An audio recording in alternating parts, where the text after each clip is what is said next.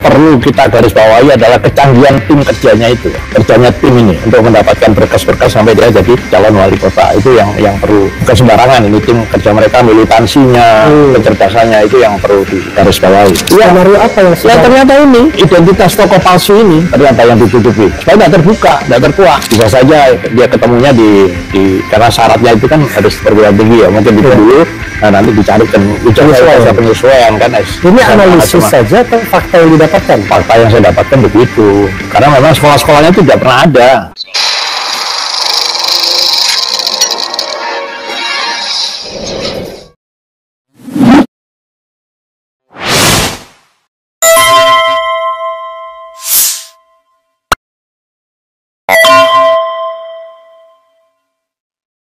Warahmatullahi wabarakatuh. Waalaikumsalam warahmatullahi wabarakatuh. Sobat RH sekalian, jumpa lagi kita di channel yang keren ini, keren cerdas. Ya, sobat RH sekalian, saya bertemu dengan seseorang ya yang berbahaya ini kayaknya. Dr. Zulkifli atau Zulkifli kan? Iya betul. Nah, Dr. Zulkifli dari aktivis dari Watch ya? Bukan, saya dari Universitas Airlangga Surabaya. Oke, dari Airlangga yang beberapa waktu yang lalu bikin gempar, bikin geger yang menyatakan hal yang tidak lazim, yaitu tidak hanya ijazahnya yang paslu, ya kan? Tetapi yang paslu itu kita bilang paslu aja, yang paslu itu juga orangnya. Terus terang ngeri-ngeri sedap ngomongnya, tetapi kalau Anda lihat beberapa waktu yang lalu itu yang pernah dinyatakan oleh Dr. Zul. Nah, saya ketemu beliau kebetulan ya di suatu tempat dan saya ingin menggugat keyakinan beliau terhadap palsu itu ya. Apakah betul-betul palsu, ataukah yang palsu, ataukah tidak original, ataukah fake dan lain sebagainya. Assalamualaikum warahmatullahi wabarakatuh, Dr. Zul. Waalaikumsalam warahmatullahi wabarakatuh. Masih yakin ya? Are you confident saying that Jokowi false. Original? Not original, it's false. silakan. Ya, saya tidak bisa bicara dengan kepalsuan kalau saya sendiri palsu gitu kan. Ya. Yang hilang di negara ini adalah kejujuran. Atas dasar itu saya setelah saya menyatakan bahwa ini Jokowi Widodo palsu, saya harus cari tahu, saya setback ke belakang peristiwa-peristiwa sebelum Jokowi Widodo palsu ini jadi wali kota. Di Boyolali itu ada satu daerah yang center dari anak-anak PKI itu kan. Salah satunya itu adalah Jokowi Widodo palsu di situ. Nah, mereka punya semacam politburo namanya Rewang salah satunya juga. Bukannya Rewang itu tokoh PKI? Iya, Komite Sentral PKI. Satu lagi karena saya enggak. Nah, satu saat setelah mau masuk jadi wali kota, karena waktu itu kan anak-anak PKI itu tidak bisa sekolah, pasti tidak punya berkas, maka dicarikanlah berkas untuk memenuhi persyaratan administrasi jadi calon wali kota di Solo, dan ketemulah ijazahnya Jokowi Widodo. Itu analisa dari pasal-pasal yang saya temukan gitu kan. Jadi ini bisa dibilang analisis yang basisnya ada saintifik ya, bukan sekedar nuding-nuding. Enggak. Karena memang anak-anak itu tidak bisa sekolah. Untuk jadi wali kota pasti perlu berkas. Nah, dicarikanlah. Jaringan mereka cukup kuat dan ketemu di Universitas Gadjah Mada nama Jokowi Widodo. Dipakailah berkas itu. Makanya saya katakan ini orangnya bukan Jokowi Widodo yang asli. Itu yang menambah keyakinan saya bahwa ini memang ada skenario besar sampai dia jadi wali kota di Solo. Makanya jangan heran kalau waktu itu gelarnya Dr. Andes, kemudian jadi insinyur, karena di wisuda itu tidak ada di wisuda itu sertifikat wisuda itu tidak ada gelar memang. Di ijazah itu tidak ada gelar, di ijazah ada ya kan gitu kan. Oke, ada beberapa persoalan ya pernyataan dokter tadi. Pertama soal tidak sekolah, pengertian tidak sekolah karena dia ex keturunan PKI kan gitu ya. Pertanyaannya adalah tidak sekolahnya itu maksudnya dari SD, SMP, SMA atau kuliah saja? Iya, dari SD, SMP, SMA. Makanya kalau banyak keraguan tentang ijazah SD, SMP, SMA yang karu-karuan itu, memang tahunnya yang nggak normal itu ya, karena itu memang. Jadi berkas itu disiapkan sama timnya. Ini yang luar biasa, statementnya tidak sekolah SD, SMP, SMA. Ya kalau tidak sekolah SD, SMP, SMA tidak mungkin dapat S1. Cuma masalahnya gini, bagaimana dia kemudian bisa membaca, bisa menulis, kemudian bisa jadi pemimpin kan? Terlepas orang underestimate ya terhadap kemampuan JKW itu ini, urusan kan ada kemampuan yang tidak bisa kita deny. Nah, itu urusan sederhana untuk belajar membaca itu kan sederhana. Ada dulu ada kejar paket A, kejar paket B, kan itu untuk urusan membaca itu sederhana. Yang perlu kita garis bawahi adalah kecanggihan tim kerjanya itu. Kerjanya tim ini untuk mendapatkan berkas-berkas sampai dia jadi calon wali kota. Itu yang perlu, bukan sembarangan. Ini tim kerja mereka, militansinya, kecerdasannya itu yang perlu digarisbawahi. Oke, berarti soal nama bisa jadi namanya bukan JKW. Bukan. Ya artinya Bukan. apapun namanya gitu ya. Iya, itu kebetulan mungkin loh ya. Saya tidak tahu ijazah mana dulu yang dibuat itu. Ya. Bisa saja dia ketemunya di karena syaratnya itu kan harus perguruan tinggi ya. Mungkin itu dulu. Nah, nanti dicarikan ijazah penyesuaian kan. Ini analisis saja atau fakta yang didapatkan? Fakta yang saya dapatkan begitu. Karena memang sekolah-sekolahnya itu tidak pernah ada. Gitu kan. Karena ini menarik ya. Seperti Bambang Tri mengatakan bahwa Pak Jokowi itu tidak punya ijazah SMA. Bahkan dia terlalu berani mengatakan bahwa nggak naik 2 kali kelas 1-nya. Jadi ijazah SMA ada penyesuaian dengan SMP, dengan SD gitu kan. Lalu kemudian dengan S1-nya. Tetapi kan ini kan menurut saya tudingan yang luar biasa loh. Lebarnya minta ampun ya. Yang tadinya kita hanya bicara tentang ijazah palsu saja dan itu lingkupnya cuma S1, ada perdebatan itu pun masih dilimitasi apakah dia pernah menyelesaikan sarjana muda. Kalau ini kan lebih radikal lagi, tidak hanya dia tidak punya ijazah sarjana, tapi bahkan ijazah SMA, SMP dan SD pun dia tidak punya, begitu. Karena inkonsistensi dalam kebohongan itu biasa. Itu yang saya garis bawahi. Jadi orang bohong itu hari ini bohong apa, besok bohong apa, itu biasanya terjadi inkonsistensi. Kita lihat aja SD-nya berapa tahun, SMP-nya berapa tahun, SMA-nya berapa tahun. Tidak normal kayak. Kalau itu benar. Tidak normalnya di mana? Tahun-tahunnya itu kelihatan. Apa misalnya? Misalnya SD-nya berapa tahun, SMP-nya berapa tahun, coba aja dicek. Ini informasi berbeda. Jangan nyuruh saya ngecek. Itu kan sudah beredar. Dia masuk SMP tahun berapa, masuk SMA tahun berapa, itu kan sudah nggak masuk akal semua. Kan nah, itu kalau dilihat dari dokumen terakhir, ya kan, dia lulus tahun 80. Ya. Kemudian diterima langsung direct to UGM 80 juga, lulus 85. Jadi kalau kita misalnya kurangi 80 kurang 3 berarti tahun 77. Ya kan? Tapi di antara 77 dan 80 itu ada yang namanya penambahan tahun ajaran. Kalau tidak salah tahun berapa ya itu? Ada itu. Tahun 79 kalau tidak salah. Ya? Saya kelas 5. Tahun 78 apa? Saya kelas 2 SD yang jelas. 69, Ya. 69. Nah, kemudian tahun-tahun berikutnya memang saya pernah membaca juga di Bambang Tri itu soal pengakuan Sri Adiningsi dan lain sebagainya yang mengatakan angkatan 81 dan lain sebagainya. Cuma yang dokter katakan itu tidak precise gitu. Nanti besok ketemu lagi ya, kita harus konsisten itu begini. Ya. Kejadian berikutnya yang membuat saya makin yakin itu ketika Rewang itu meninggal.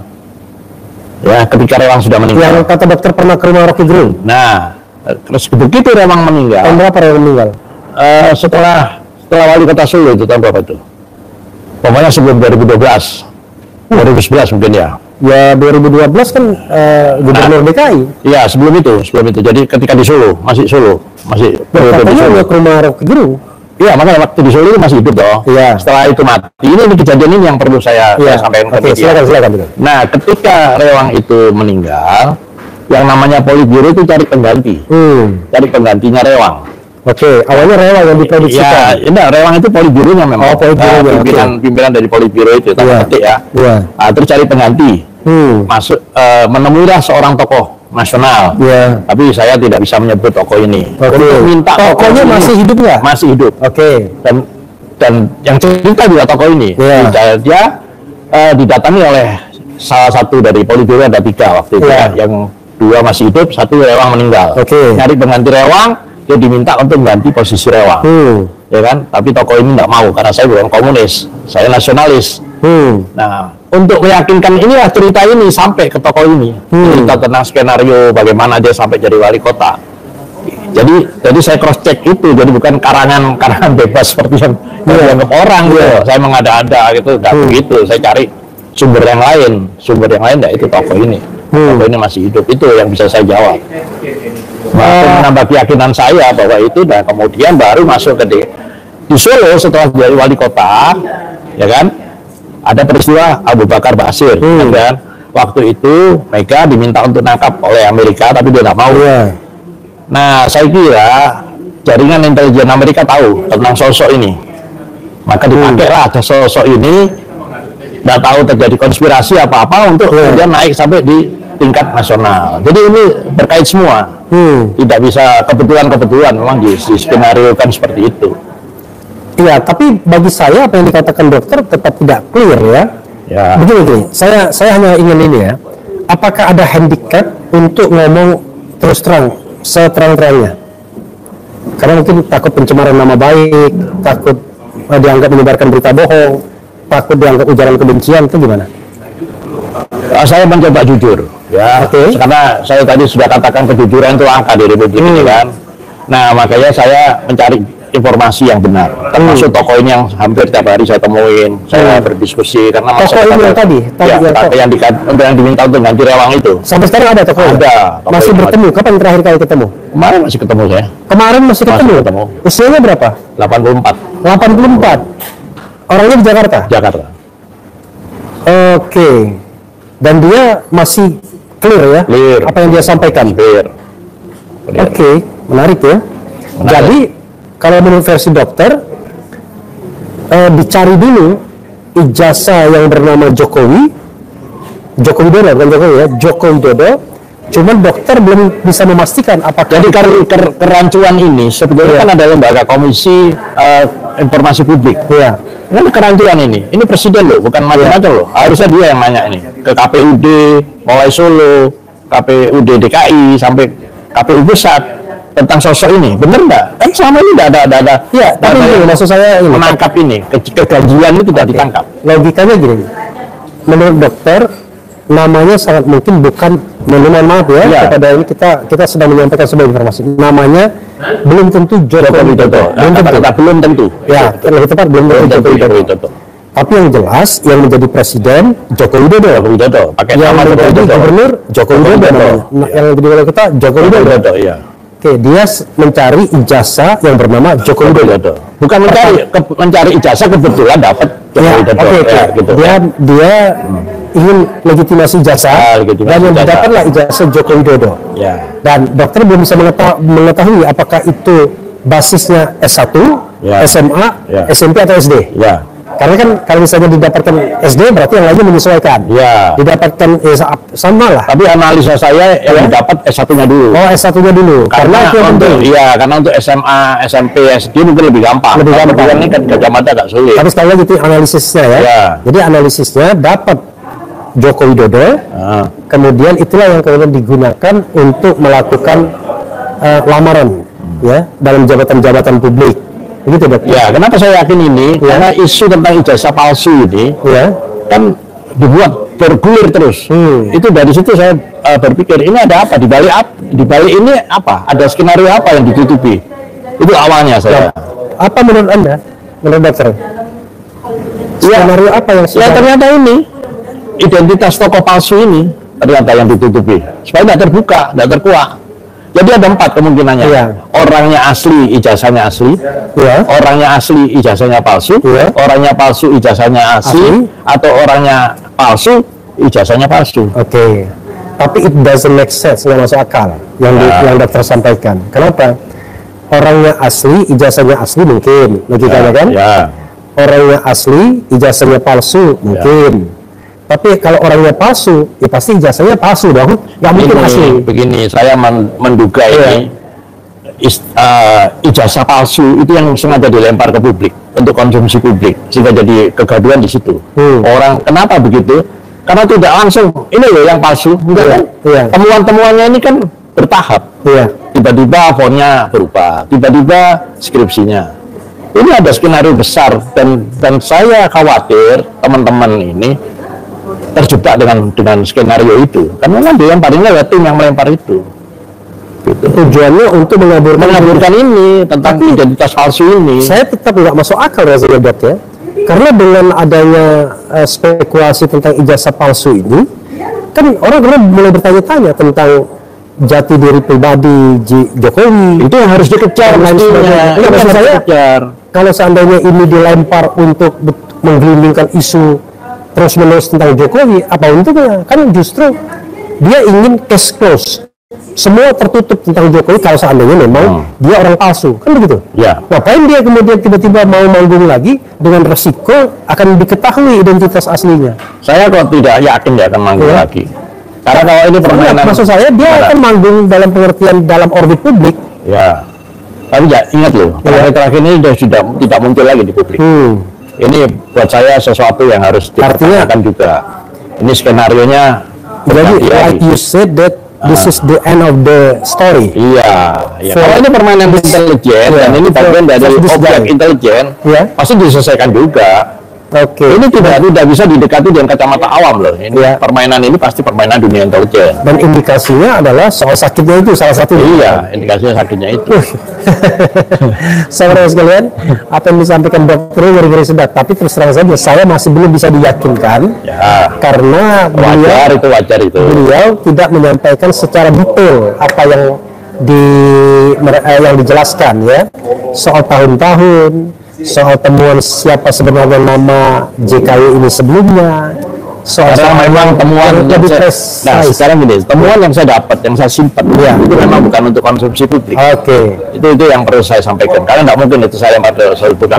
Menambah kegaduhan ini. Let's say misalnya kalau dokter dipanggil Prabowo misalnya, untuk menjelaskan mengenai asal-usul Jokowi, bersedia? Oh, bersedia. Kalau itu bersedia kan betul. Dan yakin precise, daftar yang precise, concise, pasti itu. Meyakinkan? Pasti.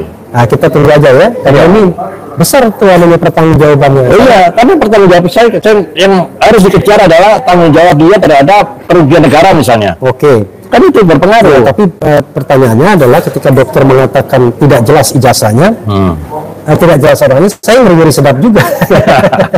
Karena tentu ini di luar mainstream ya kan. Karena selama ini tidak mempermasalahkan Jokowinya sendiri, tapi mempermasalahkan ijazahnya. Ada pepatah yang mengatakan yang terlihat belum tentu apa yang sebenarnya terjadi.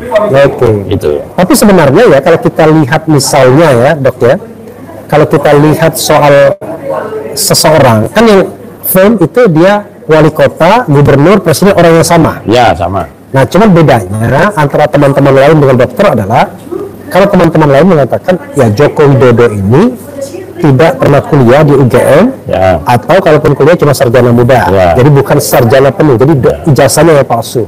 Tapi kalau dokter mengatakan ini bukan Joko Widodo, ini orang lain yang disiapkan, disiapkan lagi waktu kacau. Disiapkan memang. Oke dok, daripada kita terus berspekulasi, coba kita bacakan komentar sobat era sekalian ya.